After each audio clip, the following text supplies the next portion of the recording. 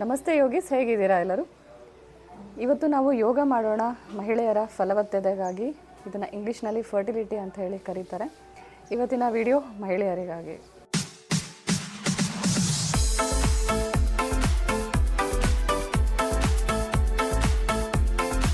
First question ಬಂದುಬಿಟ್ಟು, ನಮಗೆ ಫರ್ಟಿಲಿಟಿಯ ಸಮಸ್ಯೆ ಇದನ್ನು ಇಲ್ಲ ಅಂತ ಹೇಳಿ ತಿಳ್ಕೊಳ್ಳೋದು ಮುಖ್ಯ ಆಗುತ್ತೆ. ಇದನ್ನು ತಿಳ್ಕೊಬೇಕಾದ್ರೆ ನಮ್ಮ ಶರೀರದ ಬೇಸಿಕ್ ಇನ್ಫಾರ್ಮೇಷನ್ ನಾಲೆಜ್ ನಮಗೆ ಇರಬೇಕಾಗುತ್ತೆ. ಇದರ ಮಾಹಿತಿ ನಿಮಗೆ ಬೇಡ ಅಂದರೆ ನೀವು ಡೈರೆಕ್ಟಾಗಿ ಯೋಗದ ಸೆಕ್ಷನ್ಗೆ ಹೋಗ್ಬಿಟ್ಟು ಯೋಗ ಪ್ರಾಕ್ಟೀಸ್ ಮಾಡ್ಬೋದು. ಅದರ ಟೈಮಿಂಗ್ಸ್ನ ನಾನು ಸ್ಕ್ರೀನ್ ಮೇಲೆ ಹಾಕಿರ್ತೀನಿ. 35 ವರ್ಷದ ಮಹಿಳೆಯರು ಅಥವಾ ಅದಕ್ಕಿಂತ ಕಡಿಮೆ ಏಜ್ ಇರತಕ್ಕಂತಹ ಮಹಿಳೆಯರು 1 ವರ್ಷ ಪ್ರಯತ್ನ ಪಟ್ಟರೂ ಕೂಡ ಅವರು ಕನ್ಸೀವ್ ಆಗಲಿಕ್ಕೆ ಪ್ರಾಬ್ಲಮ್ ಆದರೆ ಅವರು ಡಾಕ್ಟರ್ನ ಭೇಟಿ ಮಾಡಬೇಕಾಗುತ್ತೆ. ಮತ್ತು 35 ವರ್ಷ ವಯಸ್ಸಿನ ಮಹಿಳೆಯರು ಅಥವಾ ಅದಕ್ಕಿಂತ ಜಾಸ್ತಿ ಏಜ್ ಇರತಕ್ಕಂತಹ ಮಹಿಳೆಯರು 6 ತಿಂಗಳು ಪ್ರಯತ್ನ ಪಟ್ಟರೂ ಕೂಡ ಅವರು ಕನ್ಸೀವ್ ಆಗಲಿಕ್ಕೆ ಪ್ರಾಬ್ಲಮ್ ಆದರೆ ಅವರು ಕೂಡ ಡಾಕ್ಟ್ರನ್ನ ಭೇಟಿ ಮಾಡಬೇಕಾಗುತ್ತೆ. ಯಾವುದೇ ಹೆಲ್ತಿ ಕಪಲ್ ಆಗಾದರೂ ಏನಾಗುತ್ತೆ, ಮಿನಿಮಮ್ 1 ಇಯರ್ ತನಕನಾದರೂ ಟೈಮ್ ತೊಗೊಳುತ್ತೆ ಕನ್ಸೀವ್ ಆಗಲಿಕ್ಕೆ. ಮಹಿಳೆಯರು ಕನ್ಸೀವ್ ಆಗಲಿಕ್ಕೆ 3 ಪಾರ್ಟ್ಸ್ಗಳು, 3 ಅಂಗಗಳು ಹೆಲ್ದಿಯಾಗಿ ಸ್ವಸ್ಥವಾಗಿ ಇರಬೇಕಾಗುತ್ತೆ. ಸೊ ಅದು ಯಾವುದು ಅಂತ ಅಂದರೆ ನೀವು ಈ ಪಿಕ್ಚರಲ್ಲಿ ನೋಡ್ತಾ ಇರ್ಬೋದು. ಮೊದಲನೇ ಪಾರ್ಟ್ ಬಂದುಬಿಟ್ಟು ಅದು ಓವರೀಸ್ ಅಂಥೇಳಿ, ಇದು ನಮ್ಮ ಶರೀರದಲ್ಲಿ 2 ಓವರೀಸ್ಗಳು ಇರುತ್ತೆ. ಎರಡನೇ ಪಾರ್ಟ್ ಬಂದುಬಿಟ್ಟು ಅದು ಫೆಲೋಪಿಯನ್ ಟ್ಯೂಬ್ಸ್ ಅಂಥೇಳಿ, ಇದನ್ನು ಡಿಂಬನಾಳ ಅಂಥೇಳಿ ಕರೀತಾರೆ. ಮೂರನೇ ಪಾರ್ಟ್ ಬಂದುಬಿಟ್ಟು ಅದು ಯುಟ್ರಸ್ ಅಂಥೇಳಿ, ಇದನ್ನು ಗರ್ಭಾಶಯ ಅಂಥೇಳಿ ಕರೀತಾರೆ. ಓವರೀಸಿಂದ ಏನು ಎಗ್ ರಿಲೀಸ್ ಆಗುತ್ತಲ್ಲ, ಅದು ಫೆಲೋಪಿಯನ್ ಟ್ಯೂಬ್ ಅಂದರೆ ಡಿಂಬನಾಳದಲ್ಲಿ ಪಾಸ್ ಆಗಿಬಿಟ್ಟು ಫೈನಲಿ ನಮ್ಮ ಗರ್ಭಾಶಯದಲ್ಲಿ ಅಂದರೆ ಯುಟ್ರಸಲ್ಲಿ ಮಗುವಿನ ವಿಕಾಸನೆ ಆಗುತ್ತೆ. ಯಾವಾಗ ಈ 3 ಪಾರ್ಟ್ಸ್ಗಳಲ್ಲಿ, ಯಾವಾಗ ಈ 3 ಅಂಗಗಳಲ್ಲಿ ಏನಾಗುತ್ತೆ, ಇಲ್ಲಿ ತೊಂದರೆ ಆದಾಗ ಏನಾಗುತ್ತೆ, ಕನ್ಸೀವ್ ಆಗಲಿಕ್ಕೆ ಮಹಿಳೆಯರಿಗೆ ಪ್ರಾಬ್ಲಮ್ ಆಗುತ್ತೆ.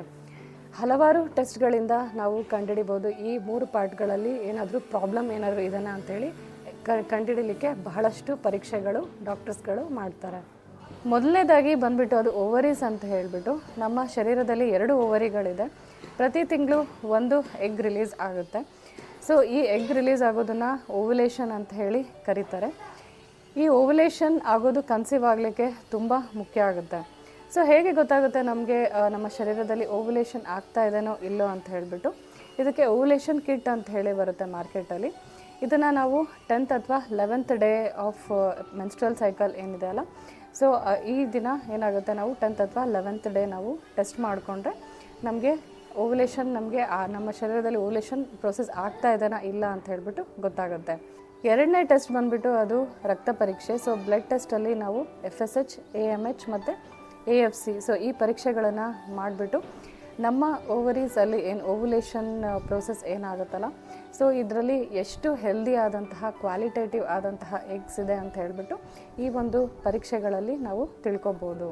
ಇದಾಗಿತ್ತು ಓವರೀಸ್ ಬಗ್ಗೆ ಮಾಹಿತಿ. ನೆಕ್ಸ್ಟ್ ಪಾರ್ಟ್ ಬಂದುಬಿಟ್ಟು ಅದು ಫೆಲೋಪಿಯನ್ ಟ್ಯೂಬ್ಸ್ ಅಂಥೇಳಿ, ಇದನ್ನು ಡಿಂಬನಾಳ ಅಂತೇಳಿ ಕರೀತಾರೆ. ಮೇನಾಗಿ ಈ ಫೆಲೋಪಿಯನ್ ಟ್ಯೂಬಲ್ಲಿ ಸಮಸ್ಯೆ ಬರ್ತಕ್ಕಂಥದ್ದು ಬ್ಲಾಕೇಜಸ್ನ ಸಮಸ್ಯೆ. ಸೊ ಯಾವಾಗ ಈ ಒಂದು ಬ್ಲಾಕೇಜ್ ಉಂಟಾಗುತ್ತಲ್ಲ, ಆವಾಗ ಡೆಫಿನೆಟಾಗಿ ಕನ್ಸೀವ್ ಆಗಲಿಕ್ಕೆ ಪ್ರಾಬ್ಲಮ್ ಆಗುತ್ತೆ. ಇದನ್ನು HSG ಪರೀಕ್ಷೆ ಮೂಲಕ ಏನು ಮಾಡ್ತಾರೆ, ಇಲ್ಲಿ ಬ್ಲಾಕೇಜಸ್ ಇದನ್ನು ಇಲ್ಲ ಅಂತ ಹೇಳಿಬಿಟ್ಟು ಡಾಕ್ಟರ್ಸ್ ಕಂಡುಹಿಡಿತಾರೆ. ಥರ್ಡ್ ಪಾರ್ಟ್ ಬಂದುಬಿಟ್ಟು ಅದು ಗರ್ಭಕೋಶ. ಸೊ ಇದನ್ನು ಯುಟ್ರಸ್ ಅಂತ ಹೇಳಿ ಕರೀತಾರೆ. ಈ ಒಂದು ಗರ್ಭಕೋಶದಲ್ಲಿ ಯಾವಾಗ ಪಾಲಿಪ್ಸ್ಗಳಾಗ್ತವೆ ಮತ್ತು ಫೈಬ್ರಾಯ್ಡ್ಸ್ಗಳ ಪ್ರಾಬ್ಲಮ್ ಇರುತ್ತೆ, ಎಂಡೋಮೆಟ್ರಿಯೋಸಿಸ್ ಅಂತ ಹೇಳಿಬಿಟ್ಟು ಈ ಎಲ್ಲ ಸಮಸ್ಯೆಗಳು ಇದ್ದಾಗ ಏನಾಗುತ್ತೆ, ಯುಟ್ರಸ್ ವಾಲ್ ಅಂತ ಹೇಳಿ ಏನು ಕರೀತಾರೆ, ನೀವು ಈ ಪಿಕ್ಚರಲ್ಲಿ ನೋಡ್ತಿರ್ಬೋದು. ಈ ಯುಟ್ರಸ್ ವಾಲ್ ಏನಿದೆಯಲ್ಲ, ಇದು ಸ್ವಸ್ಥವಾಗಿರೋದು ತುಂಬ ಇಂಪಾರ್ಟೆಂಟ್ ಆಗುತ್ತೆ ಮಗುವಿನ ಒಂದು ವಿಕಾಸಕ್ಕೋಸ್ಕರ. ಸೊ ಈ 3 ಪಾರ್ಟ್ಗಳು ಏನಿದೆಯಲ್ಲ, ಅದು ಓವರೀಸ್ ಇರ್ಬೋದು, ಫೆಲೋಪಿಯನ್ ಟ್ಯೂಬ್ಸ್ಗಳಿರ್ಬೋದು ಅಥವಾ ಗರ್ಭಕೋಶ. ಸೊ ಈ 3 ಪಾರ್ಟ್ಗಳು ಸ್ವಸ್ಥವಾಗಿರೋದು ತುಂಬ ಇಂಪಾರ್ಟೆಂಟ್ ಆಗುತ್ತೆ ಕನ್ಸೀವ್ ಆಗಲಿಕ್ಕೆ. ಮಹಿಳೆಯರಲ್ಲಿ ಯಾಕೆ ಈ ಒಂದು ಫರ್ಟಿಲಿಟಿಯ ಸಮಸ್ಯೆ ಆಗುತ್ತೆ ಅಂತ ಹೇಳಿಬಿಟ್ಟು ಕಾಸಸ್ ಆಫ್ ಫರ್ಟಿಲಿಟಿ ನೆಕ್ಸ್ಟ್ ನಾವು ಮೂವ್ ಆಗೋಣ. ಮೊದಲನೆಯ ಕಾರಣ ಬಂದುಬಿಟ್ಟು ಅದು ಜೆನೆಟಿಕ್ಸ್ ಅಂತ ಹೇಳಿಬಿಟ್ಟು. ಜೆನೆಟಿಕ್ಸ್ ಅಂತ ಅಂದರೆ ಆನುವಂಶಿಕವಾಗಿ ಏನು ನಮ್ಮ ಹಿರಿಯರಿಂದ ನಮಗೆ ನಮ್ಮ ಜೀನ್ಸಲ್ಲಿ ಪಾಸ್ ಆಗುತ್ತಲ್ಲ, ಇದಕ್ಕೆ ಆನುವಂಶಿಕ ಅಂತ ಹೇಳಿ ಕರೀತಾರೆ. ಸೊ ಇದರಿಂದ ಏನಾಗುತ್ತೆ ಕನ್ಸೀವ್ ಆಗಲಿಕ್ಕೆ ಪ್ರಾಬ್ಲಮ್ ಆಗುತ್ತೆ. ಎರಡನೇ ರೀಸನ್ ಬಂದುಬಿಟ್ಟು ಅದು ಲೈಫ್ ಸ್ಟೈಲ್. ಯಾವಾಗ ನಮ್ಮ ಲೈಫ್ ಸ್ಟೈಲಲ್ಲಿ ನಾವು ಕೆಲವು ಬ್ಯಾಡ್ ಹ್ಯಾಬಿಟ್ಸ್ನ ನಾವು ಅಡಾಪ್ಟ್ ಮಾಡ್ಕೊಂಡಿರ್ತೀವಿ, ಅವಾಗ ಕೂಡ ಏನಾಗುತ್ತೆ, ಈ ಒಂದು ಕನ್ಸೀವ್ ಆಗಲಿಕ್ಕೆ ಸಮಸ್ಯೆ ಆಗುತ್ತೆ. ಅದು ಯಾವುದು ಅಂದರೆ ಎಕ್ಸಾಂಪಲ್ ತೊಗೋಬೋದು, ಸ್ಮೋಕಿಂಗ್ ಇರ್ಬೋದು, ಆಲ್ಕೋಹಾಲ್ ಇರ್ಬೋದು, ಅಥವಾ ಓವರ್ ವೇಟ್ ಇರ್ಬೋದು. ಯಾವಾಗ ನಮಗೆ ಓವರ್ ವೇಟ್ ಆಗುತ್ತೆ, ನಮ್ಮ BMI ಪ್ರಕಾರ ವೇಟ್ ಯಾವಾಗ ಇರಲ್ಲ, ಸೊ ಓವರ್ ವೇಟಿಂದ ಏನಾಗುತ್ತೆ, PCOD ಮತ್ತು PCOS ಸಮಸ್ಯೆ ಆಗುತ್ತೆ. ಸೊ ಇದರಿಂದ ಕೂಡ ಏನಾಗುತ್ತೆ, ಕನ್ಸೀವ್ ಆಗಲಿಕ್ಕೆ ಪ್ರಾಬ್ಲಮ್ ಆಗುತ್ತೆ. ನೆಕ್ಸ್ಟ್ ರೀಸನ್ ಬಂದುಬಿಟ್ಟು ಅದು ಸ್ಟ್ರೆಸ್ ಅಂತ ಹೇಳ್ಬೋದು. ಸೊ ನಮ್ಮ ಲೈಫ್ ಸ್ಟೈಲಲ್ಲಿ ಹೆಂಗಾಗೋಗಿದೆ ಅಂದರೆ, ಸೊ ಸ್ಟ್ರೆಸ್ ನಾವು ಯಾವಾಗ ಜಾಸ್ತಿ ತೊಗೊತೀವಲ್ಲ ಆವಾಗ ಹಾರ್ಮೋನಲ್ ಇಂಬ್ಯಾಲೆನ್ಸ್ ಆಗುತ್ತೆ. ಈ ಒಂದು ಹಾರ್ಮೋನಲ್ ಇಂಬ್ಯಾಲೆನ್ಸಿಂದ ಏನಾಗುತ್ತೆ, ಇದು ಕೂಡ ನಮಗೆ ಏನಾಗುತ್ತೆ, ಕನ್ಸೀವ್ ಆಗಲಿಕ್ಕೆ ಪ್ರಾಬ್ಲಮ್ ಆಗುತ್ತೆ. ನೆಕ್ಸ್ಟ್ ಪಾಯಿಂಟ್ ಬಂದುಬಿಟ್ಟು ಅದು ಏಜಿಂಗ್ ಅಂತ ಹೇಳ್ಬೋದು. ಯಾವಾಗ ನಮಗೆ 30+, ಸೊ 30ರ ನಂತರ ಏನಾಗುತ್ತೆ, ಏನು ಎಗ್ ಫಾರ್ಮೇಷನ್ ಏನಾಗುತ್ತಲ್ಲ ಮಹಿಳೆಯರಲ್ಲಿ, 30ರ ನಂತರ ಏನಾಗುತ್ತೆ, ಈ ಒಂದು ಎಗ್ನ ಪ್ರಮಾಣ ಏನಾಗುತ್ತೆ, ಇದು ಕಡಿಮೆ ಆಗುತ್ತೆ. ಇದರ ಒಂದು ಕ್ವಾಲಿಟಿ ಕೂಡ ಕಡಿಮೆ ಆಗುತ್ತೆ ಮತ್ತು ನಂಬರ್ಸ್ ಕೂಡ ಕಡಿಮೆ ಆಗುತ್ತೆ. ಇದು ಕೂಡ ಒಂದು ಮೇನ್ ರೀಸನ್ ಅಂತ ಹೇಳ್ಬೋದು, ಕನ್ಸೀವ್ ಆಗಲಿಕ್ಕೆ ಪ್ರಾಬ್ಲಮ್ ಆಗೋದು ರೀಸನ್.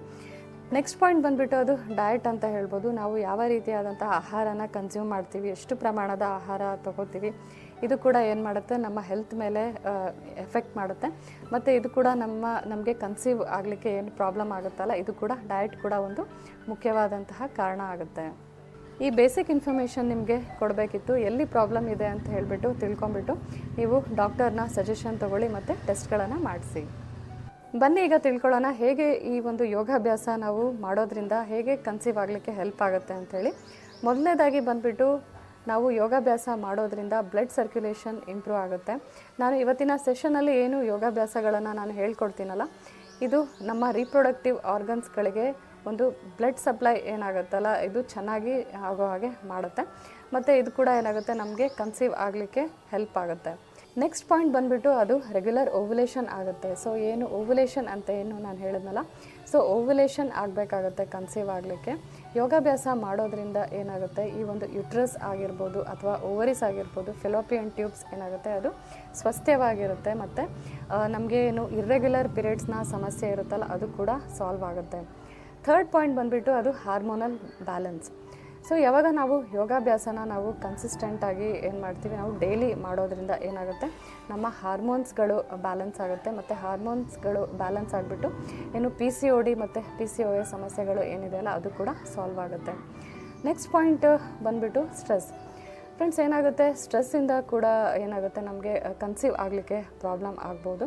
ಸೊ ಈ ಸ್ಟ್ರೆಸ್ ಇಂದ ಏನು ಪ್ರಾಬ್ಲಮ್ ಆಗುತ್ತಲ್ಲ, ಅದನ್ನು ಕಂಪ್ಲೀಟಾಗಿ ಏನಾಗುತ್ತೆ, ಪ್ರಾಣಾಯಾಮದಿಂದ ಆಗಿರ್ಬೋದು ಅಥವಾ ಯೋಗಾಭ್ಯಾಸ ಆಸನಗಳನ್ನು ಮಾಡೋದ್ರಿಂದ ನಮ್ಮ ಮನಸ್ಸು ಶಾಂತವಾಗುತ್ತೆ, ನಮ್ಮ ಶರೀರ ಶಾಂತವಾಗುತ್ತೆ. ಸೊ ಇದರಿಂದ ಕೂಡ ಏನಾಗುತ್ತೆ, ನಮಗೆ ಕನ್ಸೀವ್ ಆಗಲಿಕ್ಕೆ ಹೆಲ್ಪ್ ಆಗುತ್ತೆ. ನೆಕ್ಸ್ಟ್ ಪಾಯಿಂಟ್ ಬಂದುಬಿಟ್ಟು ಅದು ಒಬೆಸಿಟಿ ಅಂತ ಹೇಳಿಬಿಟ್ಟು, ನಮಗೆ ಏನು ಓವರ್ ವೇಟಿಂದ ನಮ್ಮ ತೂಕ ಯಾವಾಗ ಜಾಸ್ತಿ ಆಗುತ್ತಲ್ಲ, ಅವಾಗ ಕೂಡ ನಮಗೆ ಕನ್ಸೀವ್ ಆಗಲಿಕ್ಕೆ ಪ್ರಾಬ್ಲಮ್ ಆಗುತ್ತೆ. ಸೊ ನಮ್ಮ BMI ಪ್ರಕಾರ ನಮ್ಮ ಹೈಟಿಗೆ ತಕ್ಕಂತೆ ಯಾವಾಗ ನಮ್ಮ ತೂಕ ಇರುತ್ತಲ್ಲ, ಆವಾಗ ಖಂಡಿತವಾಗ್ಲೂ ನಮಗೆ ಓವರ್ ವೇಟ್ ಆಗೋದಿಲ್ಲ.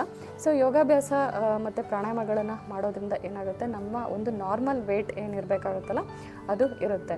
ಮತ್ತು ಈ ಒಂದು ಓವರ್ ವೇಟಿಂದ ಏನು ಪದೇ ಮಿಸ್ಕ್ಯಾರೇಜ್ ಆಗೋದು, ಅಬಾರ್ಷನ್ಸ್ಗಳು ಆಗೋದು ಕೂಡ ಈ ಒಂದು ಯೋಗಾಭ್ಯಾಸಗಳನ್ನು ಮಾಡೋದ್ರಿಂದ ತಡೆಗಟ್ಬೋದು. ಇದಾಗಿತ್ತು ಬೇಸಿಕ್ ಆದಂತಹ ಮಾಹಿತಿ. ಬನ್ನಿ ಇವಾಗ ನಾವು ಯೋಗಾಭ್ಯಾಸದ ಕಡೆಗೆ ಮೂವ್ ಆಗೋಣ. ನಾನು ಇವತ್ತಿನ ಸೆಷನಲ್ಲಿ ಯಾವ ಸೀಕ್ವೆನ್ಸಲ್ಲಿ ನಾನು ಹೇಳ್ಕೊಡ್ತೀನಲ್ಲ, ಈ ಒಂದು ಸೀಕ್ವೆನ್ಸಲ್ಲೇ ನೀವು ಮನೇಲಿ ಯೋಗಾಭ್ಯಾಸನ ಮಾಡಿ. ಬನ್ನಿ ಈಗ ನಾವು ಫರ್ಟಿಲಿಟಿಗೆ ಸಂಬಂಧಪಟ್ಟಂತಹ ಆಸನಗಳ ಅಭ್ಯಾಸ ಸ್ಟಾರ್ಟ್ ಮಾಡೋಣ.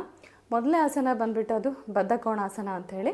ಸೊ ಅದನ್ನ ಹೇಗೆ ಮಾಡೋದು ಅಂದರೆ, ಈ ರೀತಿ ನಾವು ನಮ್ಮ 2 ಪಾದಗಳನ್ನು ಈ ರೀತಿ ಕೂಡಿಸ್ಬೇಕಾಗುತ್ತೆ.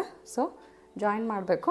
ಎಷ್ಟು ಸಾಧ್ಯ ಆಗುತ್ತೋ ಅಷ್ಟು ನಮ್ಮ ಗ್ರಾಯಿನ್ ರೀಜನ್ ಹತ್ರ ಈ ರೀತಿ ತಗೊಳ್ಳಿ. ನೆಕ್ಸ್ಟು 2 ಕೈಗಳನ್ನು ಈ ರೀತಿ ಇಂಟರ್ಲಾಕ್ ಮಾಡಿ. ಸೊ ಈ ರೀತಿ ಬ್ಯಾಕ್ ಸ್ಟ್ರೈಟ್ ಇರಬೇಕಾಗುತ್ತೆ. ಕಣ್ಗಳನ್ನು ಮುಚ್ಚಿ.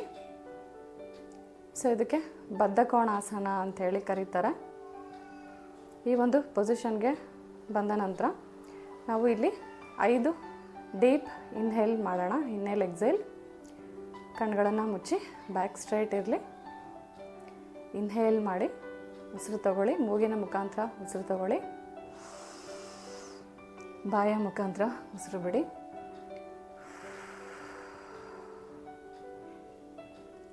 Second round.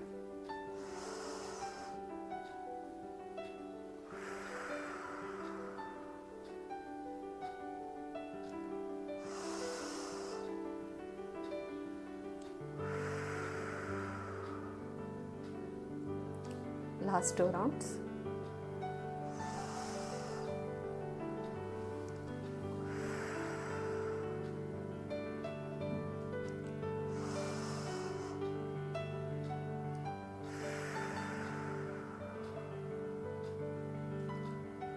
ರಿಲ್ಯಾಕ್ಸ್. ಸೊ ಈ ಒಂದು ಪೊಸಿಷನಲ್ಲೇ ನಾವು ತಿತ್ಲಿ ಆಸನ ಅಂತ ಹೇಳ್ಬಿಟ್ಟು ಮಾಡೋಣ. So butterfly pose. ಈ ರೀತಿ ಕಾಲುಗಳನ್ನು ಲಿಫ್ಟ್ ಮಾಡಿ ಇನ್ಹೇಲ್ ಮಾಡ್ತಾ, ನೆಕ್ಸ್ಟು ಎಕ್ಸೇಲ್ ಮಾಡ್ತಾ ಕಾಲುಗಳನ್ನು ಕೆಳಗೆ ಬಿಡಿ. ಈ ರೀತಿ ನಾವು 50 ಟೈಮ್ಸ್ ಮಾಡಬೇಕಾಗುತ್ತೆ, 50 to 100. ಓಕೆ, ಸೊ ಸ್ಟಾರ್ಟ್ ಮಾಡೋಣ.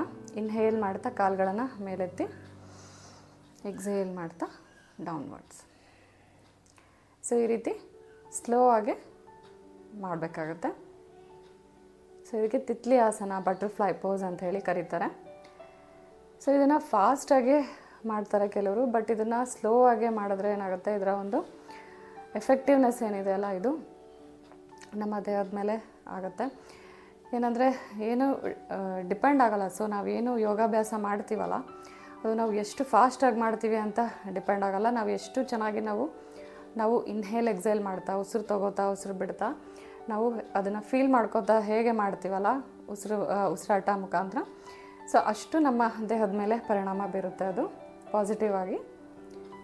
ಸೊ ಈ ರೀತಿ ನೀವು ಮನೇಲಿ ಈ ರೀತಿ ಪ್ರಾಕ್ಟೀಸ್ ಮಾಡಿ. Inhale, exhale. ಸೊ ಇನ್ಹೇಲ್, ಉಸಿರು ತಗೊಳ್ಳಿ, ಎಕ್ಸೇಲ್ ಮಾಡ್ತಾ ಡೌನ್ವರ್ಡ್ಸ್. Okay, relax. ಸೊ ಇದಾಗಿತ್ತು ತಿತ್ಲಿ ಆಸನ. ಬನ್ನಿ ನೆಕ್ಸ್ಟ್ ಆಸನಗೆ ಮೂವ್ ಆಗೋಣ. ಅದು ಬಿಟಿಲಾಸನ ಅವ್ರ ಮರ್ಜರಿ ಆಸನ ಅಂಥೇಳಿ, ಕ್ಯಾಟ್ ಕೌ ಪೋಸ್. ಸೊ ಅದನ್ನು ಹೇಗೆ ಮಾಡೋದು ಅಂದರೆ, ಈ ರೀತಿ ನಾವು ಟೇಬಲ್ ಟಾಪ್ ಪೊಸಿಷನ್ಗೆ ಸೊ ಈ ರೀತಿ ಬರ್ತೀವಿ. ನಮ್ಮ ಪಾದಗಳು ಈ ರೀತಿ ಮ್ಯಾಟ್ ಮೇಲೆ ಈ ರೀತಿ ಕಂಪ್ಲೀಟಾಗಿ ಟಚ್ ಆಗಿರಬೇಕು, ಆ್ಯಕ್ಟಿವ್ ಇರಬೇಕು, ನಮ್ಮ ಕಾಲುಗಳು ಆ್ಯಕ್ಟಿವ್ ಇರಬೇಕಾಗುತ್ತೆ. ನೆಕ್ಸ್ಟು ನಾವೇನು ಮಾಡ್ತೀವಿ, ಈ ರೀತಿ ಇನ್ಹೇಲ್ ಮಾಡ್ತಾ ಏನು ಮಾಡ್ತೀವಿ, ನಾವು ನಮ್ಮ ಸ್ಪೈನ್ನ ಈ ರೀತಿ ಬೆಂಡ್ ಮಾಡ್ತೀವಿ. ಇನ್ಹೇಲ್, ನಂತರ ಎಕ್ಸೇಲ್ ಮಾಡ್ತಾ ಈ ರೀತಿ ನಮ್ಮ ಸ್ಪೈನ್ನ ಈ ರೀತಿ ಬೆಂಡ್ ಮಾಡ್ತೀವಿ. ಇದನ್ನು ನಾವು 3 ರೌಂಡ್ಸ್ ಮಾಡೋಣ. Inhale, exhale, inhale, exhale,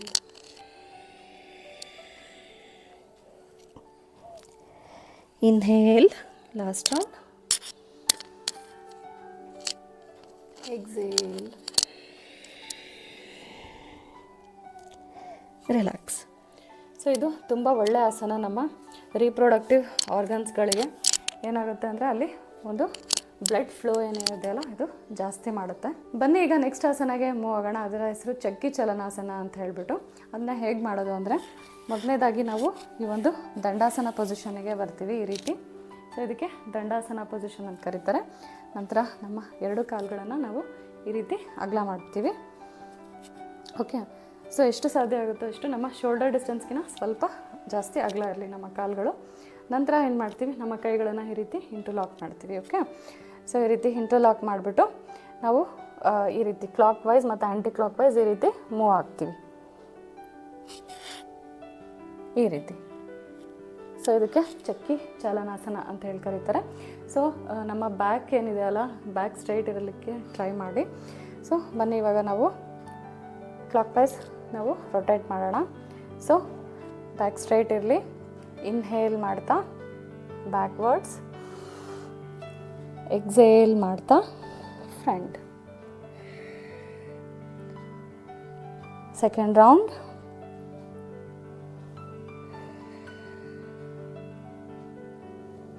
third.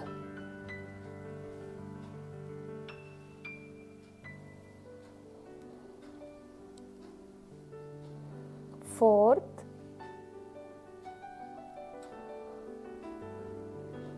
Last round.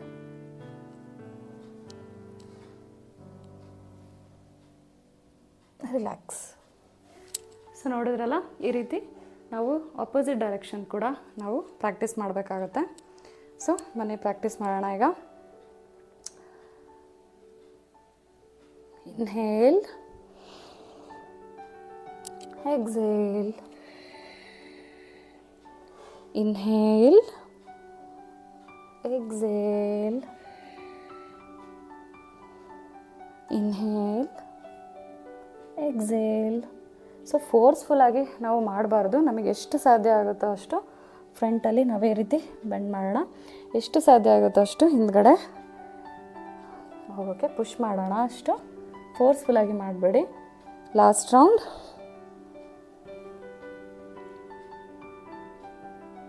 Relax. So ಇದು ಚಕ್ಕಿ ಚಾಲನಾಸನ ಆಗಿತ್ತು. ನೆಕ್ಸ್ಟ್ ಆಸನ ಬಂದುಬಿಟ್ಟು ಅದು ಅರ್ಧ ಮತ್ಸ್ಯೇಂದ್ರಾಸನ ಅಂತ ಹೇಳ್ಬಿಟ್ಟು ಅದನ್ನು ಹೇಗೆ ಮಾಡೋದು ಅಂದರೆ, ನಾವು ಈ ರೀತಿ ಮೊದಲನೇದಾಗಿ ದಂಡಾಸನ ಪೊಸಿಷನಲ್ಲಿ ನಾವು ಈ ರೀತಿ ಕುತ್ಕೋಬೇಕಾಗುತ್ತೆ. ನಮ್ಮ ಬ್ಯಾಕ್ ಸ್ಟ್ರೈಟ್ ಇರಬೇಕಾಗುತ್ತೆ. ಎರಡೂ ಕಾಲುಗಳು ಜೋಡಿಸಿರಬೇಕು. ನಂತರ ನಾವೇನು ಮಾಡ್ತೀವಿ, ಸೊ ಮೊದಲಿಗೆ ನಮ್ಮ ಲೆಫ್ಟ್ ಲೆಗ್ ಏನಿದೆಯಲ್ಲ, ಸೊ ಇಲ್ಲಿ ಇದರ ಅಪೋಸಿಟ್ ಡೈರೆಕ್ಷನ್ ಏನಿದೆಯಲ್ಲ, ನಮ್ಮ ಅಪೋಸಿಟ್ ಆ್ಯಂಕಲ್ ಏನಿದೆಯಲ್ಲ, ಇದನ್ನು ನಾವು ಕರೆಕ್ಟಾಗಿ ಈ ನೀ ಜಾಯಿಂಟ್ ಏನಿದೆಯಲ್ಲ ಇದರ ಪಕ್ಕನೇ ನಾವು ಪಾದನ ಪ್ಲೇಸ್ ಮಾಡ್ತೀವಿ. ಸೊ ನಂತರ ಏನು ಮಾಡ್ತೀವಿ, ಇನ್ಹೇಲ್ ಮಾಡ್ತಾ ನಾವು ಉಸಿರು ತಗೋತಾ ಏನು ಮಾಡ್ತೀವಿ, ಈ ರೀತಿ ನನ್ನ ಕೈಗಳನ್ನು ಬ್ಯಾಕ್ವರ್ಡ್ಸ್ ಪ್ಲೇಸ್ ಮಾಡಿ ಈ ರೀತಿ ಕೈನ ಈ ರೀತಿ ಲಿಫ್ಟ್ ಮಾಡಿಬಿಟ್ಟು ಟರ್ನ್ ಮಾಡ್ತೀನಿ. ಈ ರೀತಿ ಎಕ್ಸೇಲ್ ಮಾಡ್ತಾ ಟರ್ನ್, ಕಾಲುಗಳು ಆ್ಯಕ್ಟಿವ್ ಇರಲಿ. ಸೊ ಟರ್ನ್ ಮಾಡಿ ಈ ಒಂದು ಪೊಸಿಷನ್ಗೆ ಹೋಲ್ಡ್ ಮಾಡಿ 1 2 3 4 5. ಸೊ ಈ ಒಂದು ಪೊಸಿಷನ್ಗೆ ಬಂದಾಗ normal breath in breath out ಮಾಡಿ. ಮತ್ತು ಇನ್ಹೇಲ್, ಎಕ್ಸೇಲ್, ರಿಲ್ಯಾಕ್ಸ್. ಬನ್ನಿ ಈಗ ನಾವು ಅಪೋಸಿಟ್ ಡೈರೆಕ್ಷನ್ ಮಾಡೋಣ. ಸೊ ನಾವು ಯಾವ ಪಾದ ತೊಗೊಂಡಿದ್ವಿ ಅದರ ಅಪೋಸಿಟ್ ಡೈರೆಕ್ಷನ್ ಮಾಡೋಣ. ಸೊ ಈ ರೀತಿ ನಾನು ಈಗ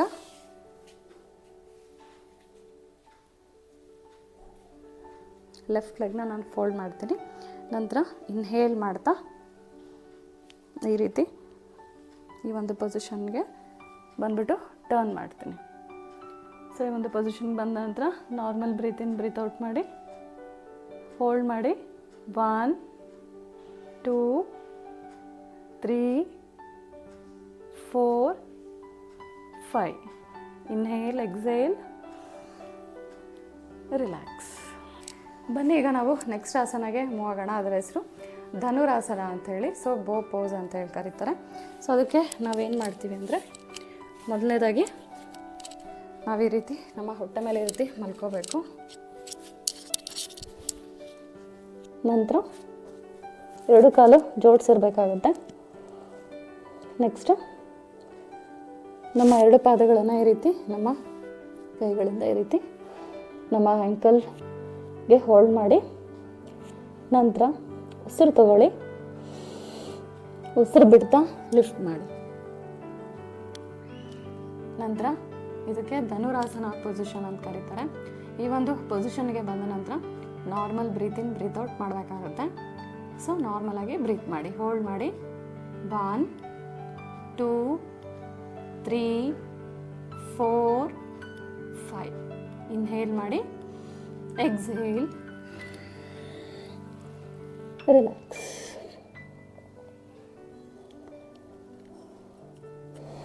normal breath in breath out ಮಾಡಿ. ಬನ್ನಿ ಈಗ ಸೆಕೆಂಡ್ ರೌಂಡ್ ಮಾಡೋಣ. ಧನುರಾಸನ. ಇನ್ಹೇಲ್ ಮಾಡಿ, lift, hold 1 2 3 4 5. Inhale, exhale, relax. Last round Dhanurasana. Inhale ಮಾಡಿ, exhale, lift, hold 1 2 3 4 5. Inhale, exhale, relax. Next ಆಸನ ಬಂದುಬಿಟ್ಟು ಅದು ಸೇತು ಬಂದಾಸನ ಅಂಥೇಳಿ, ಬ್ರಿಡ್ಜ್ ಪೋಸ್ ಅಂಥೇಳಿ. ಇದನ್ನು ಹೇಗೆ ಮಾಡಬೇಕಂದ್ರೆ, ನಾವು ಈ ರೀತಿ ಸುಪೈನ್ ಪೊಸಿಷನಲ್ಲಿ, ಸೊ ನಮ್ಮ ಬೆನ್ನ ಮೇಲೆ ಈ ರೀತಿ ಮಲ್ಕೋಬೇಕಾಗುತ್ತೆ. ಈ ರೀತಿ ಮಲ್ಕೊಂಡಾದಮೇಲೆ ನಾವು ನಮ್ಮ ಎರಡು ಕಾಲುಗಳನ್ನು ಈ ರೀತಿ ಫೋಲ್ಡ್ ಮಾಡೋಣ. ನಮ್ಮ ಕೈಯ ಡಿಸ್ಟೆನ್ಸ್ ಅಷ್ಟು ಏನು ಮಾಡಬೇಕಾಗುತ್ತೆ, ನಮ್ಮ ಕಾಲುಗಳ ಮುಂದೆ ನಾವು ಚಾಚಬೇಕಾಗುತ್ತೆ. ಸೊ ಈ ಒಂದು ಪೊಸಿಷನ್ಗೆ ಬಂದ ನಂತರ ನಾವೇನು ಮಾಡ್ತೀವಿ, ಲಿಫ್ಟ್ ಮಾಡ್ತೀವಿ. ನಮ್ಮ ಹಿಪ್ಸ್ಗಳನ್ನು ನಾವು ಲಿಫ್ಟ್ ಮಾಡ್ತೀವಿ. ಈ ರೀತಿ ಮೊದಲಿಗೆ ಉಸಿರು ತಗೊಳ್ಳಿ. ಉಸಿರು ಬಿಡ್ತಾ ಈ ರೀತಿ ನಮ್ಮ ಹಿಪ್ಸ್ಗಳನ್ನು ಈ ರೀತಿ ಲಿಫ್ಟ್ ಮಾಡಿ. ಓಕೆ, ಸೊ ಇದನ್ನು ಏನು ಮಾಡ್ತಾರೆ, ಇದನ್ನು ಸೇತುಬಂಧಾಸನ ಅಂತ ಹೇಳಿ ಕರೀತಾರೆ. ಸೊ ರೀತಿ ಲಿಫ್ಟ್ ಮಾಡಿ, ಹೋಲ್ಡ್ ಮಾಡಿ. ಓಕೆ, 5 ಸೆಕೆಂಡ್ಸ್ ಹೋಲ್ಡ್ ಮಾಡಿ. 1 2 3 4 5 ರಿಲ್ಯಾಕ್ಸ್. ಸೊ ಸೆಕೆಂಡ್ ರೌಂಡ್ ಮಾಡೋಣ ಬನ್ನಿ. ಇನ್ಹೇಲ್ ಮಾಡಿ ಮೊದಲಿಗೆ, exhale, lift, hold. 1 2 3 4 5. Inhale, exhale, relax. Last round. Inhale ಮಾಡಿ, exhale, lift, ಹೋಲ್ಡ್ ಮಾಡಿ. ಈ ಸಲ ನಾವು ಇಂಟರ್ಲಾಕ್ ಮಾಡೋಣ ಎರಡು ಕೈಗಳನ್ನು. ನಂತರ ಇದು ಇನ್ನೊಂದು ಸ್ವಲ್ಪ ಲಿಫ್ಟ್ ಆಗುತ್ತೆ. ಇದು ಈ ಒಂದು ಪೊಸಿಷನ್ಗೆ ಹೋಲ್ಡ್ ಮಾಡಿ. 1 2 3 4 5. Inhale, exhale, relax. ನೆಕ್ಸ್ಟ್ ಆಸನ ಬಂದುಬಿಟ್ಟು ಅದು ಸೂಕ್ತ ಬದ್ಧಕೋಣಾಸನ ಅಂತ ಹೇಳಿಬಿಟ್ಟು, ಅದನ್ನು ಹೇಗೆ ಮಾಡಬೇಕು ಅಂದರೆ, ಇದು ಒಂದು ಪಿಲ್ಲೋ ಬೇಕಾಗುತ್ತೆ ನಮಗೆ. ಸೊ ಈ ರೀತಿ ಪಿಲ್ಲೋ ಏನು ಮಾಡಬೇಕಾಗುತ್ತೆ, ನಾವು ಈ ರೀತಿ ಪ್ಲೇಸ್ ಮಾಡಿ, ನಂತರ ಈ ರೀತಿ ನಮ್ಮ ಬ್ಯಾಕ್ ಏನಿದೆಯಲ್ಲ, ಸೊ ನಮ್ಮ ಬ್ಯಾಕ್ ಸೈಡ್ಗೆ ಈ ರೀತಿ ಪ್ಲೇಸ್ ಮಾಡಿ, ನಂತರ ಏನು ಮಾಡ್ತೀವಿ ನಾವು, ಇನ್ಹೇಲ್ ಎಕ್ಸೇಲ್ ಮಾಡ್ತಾ, ಸೊ ನಾವು ವಿತ್ ಹ್ಯಾಂಡ್ ಸಪೋರ್ಟ್ ಏನು ಮಾಡ್ತೀವಿ, ಬ್ಯಾಕ್ ಸೈಡ್ ಈ ರೀತಿ, ಸೊ ಈ ರೀತಿ ನಾವು ಮಲ್ಕೊತೀವಿ. ಸೊ ಇದೇನಾಗುತ್ತೆ, ನಾವು ಯಾವ ರೀತಿ ಬದ್ಧಕೋಣಾಸನ ಕುತ್ಕೊಂಡು ಮಾಡಿದ್ವಲ್ಲ, ಸೊ ಅದೇ ರೀತಿ ನಾವು ಈ ರೀತಿ ಮಲ್ಕೊಂಡು, ಸೊ ಸೂಕ್ತ ಬದ್ಧಕೋಣಾಸನ ಇದು. ಸೊ ನಮ್ಮ ಎರಡು ಪಾದಗಳನ್ನು ಈ ರೀತಿ ಜಾಯಿನ್ ಮಾಡಿಬಿಟ್ಟು, ಸೊ ನಮ್ಮ ಕೈಗಳನ್ನು ಈ ರೀತಿ ಸೈಡಿಗಾದರೂ ರಿಲ್ಯಾಕ್ಸ್ ಮಾಡಿ, ಅಥವಾ ಈ ರೀತಿ ಮೇಲ್ಗಡೆ ಈ ರೀತಿ ರಿಲ್ಯಾಕ್ಸ್ ಮಾಡ್ಬೋದು. ಸೊ ಇದಕ್ಕೆ ಸೂಕ್ತ ಬದ್ಧಕೋಣಾಸನ ಅಂತಾರೆ. ಸೊ ಸೂಕ್ತ ಅಂದರೆ ಮಲ್ಕೊಳ್ಳೋದು, ಸೊ ಸೂಕ್ತ ಬದ್ಧಕೋಣಾಸನ. ಸೊ ಈ ಒಂದು ಪೊಸಿಷನಲ್ಲಿ ಹೋಲ್ಡ್ ಮಾಡಿ. 1 2 3 4 5. ಸೊ ಈ ಒಂದು ಪೊಸಿಷನ್ಗೆ ಬಂದಾಗ, ಸೊ ನಾರ್ಮಲ್ ಇನ್ಹೇಲ್ ಎಕ್ಸೇಲ್ ಮಾಡಿ, ನಾರ್ಮಲ್ ಉಸಿರಾಟ ಮಾಡಿ, ರಿಲ್ಯಾಕ್ಸ್ ಆಗಿ. Okay, relax. ಫರ್ಟಿಲಿಟಿ ಪ್ರಾಬ್ಲಮ್ ಇರೋರು ಖಂಡಿತವಾಗ್ಲೂ ಈ ಒಂದು ಮುದ್ರೆನ ಟ್ರೈ ಮಾಡಿ ಅಂತ ಹೇಳಿ ನಾನು ಸಜೆಸ್ಟ್ ಮಾಡ್ತೀನಿ. ಅದಕ್ಕೆ ಯೋನಿ ಮುದ್ರೆ ಅಂತ ಹೇಳಿ ಕರೀತಾರೆ. ಅದನ್ನು ಹೇಗೆ ಮಾಡೋದು ಅಂತ ಅಂದರೆ, ನಾವು ಮಿಡಲ್ ಫಿಂಗರ್, ರಿಂಗ್ ಫಿಂಗರ್ ಮತ್ತು ನಮ್ಮ ಲಿಟಲ್ ಫಿಂಗರ್ ಏನಿದೆಯಲ್ಲ, ಅದನ್ನು ಈ ರೀತಿ ನಾವು ಇಂಟರ್ಲಾಕ್ ಮಾಡ್ತೀವಿ. ನೋಡಿ, ಈ ರೀತಿ ಇಂಟರ್ಲಾಕ್ ಮಾಡ್ತೀವಿ. ಮತ್ತು ನಮ್ಮ ಇಂಡೆಕ್ಸ್ ಫಿಂಗರ್ ಏನಿದೆಯಲ್ಲ, ಅದನ್ನು ಈ ರೀತಿ ಟಚ್ ಮಾಡ್ತೀವಿ ಎರಡು ಕೈಗಳದ್ದು. ನಂತರ ನಮ್ಮ ಥಂಬ್ ಏನಿದೆಯಲ್ಲ, ಅದನ್ನು ಈ ರೀತಿ ಟಚ್ ಮಾಡ್ತೀವಿ. ಸೊ ಈ ಒಂದು ಪೊಸಿಷನಿಗೆ ಯೋನಿ ಮುದ್ರೆ ಅಂತ ಹೇಳಿ ಕರೀತಾರೆ. ಈ ರೀತಿ ಈ ಒಂದು ಮುದ್ರೆ ಏನು ಮಾಡುತ್ತೆ, ನಮ್ಮ ರೀಪ್ರೊಡಕ್ಟಿವ್ ಆರ್ಗನ್ಸ್ಗಳು ಏನಿದೆಯಲ್ಲ, ಸೊ ನಮ್ಮ ಜನನಾಂಗದ ಆರ್ಗನ್ಸ್ಗಳಿಗೆ ಏನಾಗುತ್ತೆ, ಒಂದು ಬ್ಲಡ್ ಫ್ಲೋ ಏನಿದೆಯಲ್ಲ, ಇದು ಜಾಸ್ತಿ ಮಾಡುತ್ತೆ. ಬ್ಲಡ್ ಸಪ್ಲೈ ಜಾಸ್ತಿ ಆಗೋದ್ರಿಂದ ಏನಾಗುತ್ತೆ, ಸೊ ಇದು ಕೂಡ ಕನ್ಸೀವ್ ಆಗಲಿಕ್ಕೆ ಹೆಲ್ಪ್ ಮಾಡುತ್ತೆ. ಬನ್ನಿ, ಇವತ್ತಿನ ಸೆಷನ್ನ ನಾವು ಓಂಕಾರ ಉಚ್ಚಾರಣೆ ಮುಖಾಂತರ ನಾವು ಎಂಡ್ ಮಾಡೋಣ. ಸೊ ನಾವು ಏನು ಮಾಡ್ತೀವಿ, ನಮಸ್ಕಾರ ಮುದ್ರೆ, ಬ್ಯಾಕ್ ಸ್ಟ್ರೈಟ್ ಇರಲಿ, ಸುಖಾಸನ ಪೊಸಿಷನ್. ಉಸಿರು ತಗೊಳ್ಳಿ, ಇನ್ಹೇಲ್ ಮಾಡಿ,